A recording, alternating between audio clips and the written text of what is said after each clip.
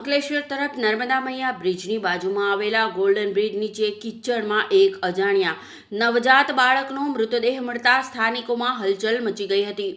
પ્રાપ્ત વિગતો મુજબ સ્થાનિક લોકોએ મૃતદેહને જોતા તરત જ સમાજસેવી ધર્મેશ સોલંકીને માહિતી આપી હતી।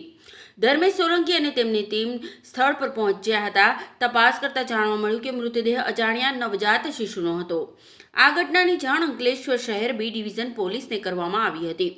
પોલીસે મૃતદેહને કબજે લઈ વધુ તપાસ શરૂ કરી છે। ઘટનાને પગલે આજુબાજુના ગામોમાં ચકચાર મચી ગઈ છે।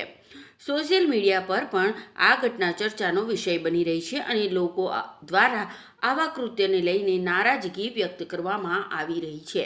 વાગ્યાના સુમારે અંકલેશ્વર તરફના નર્મદા મૈયા બ્રિજ નીચે કીચડ અને ઝાડીઓની વચ્ચે એક નવજાત બાળકનો મૃતદેહ મળી આવેલ હોય સ્થાનિકો દ્વારા મને ફોન કરવામાં આવેલ। હું અને મારી ટીમ નર્મદા મૈયા બ્રિજ નીચે પહોંચતા ત્યાં જોતા ઝાડીઓની અંદર એક નવજાત બાળકનું પાણીમાં બુદાયેલી હાલતમાં એક મૃતદેહ જોવાતા આ મૃતદેહને અમે થોડો બહાર કાઢી લાવી ત્યારબાદ અંકલેશ્વર બી ડિવિઝન પોલીસ સ્ટેશનને જાણ કરવામાં આવેલ છે।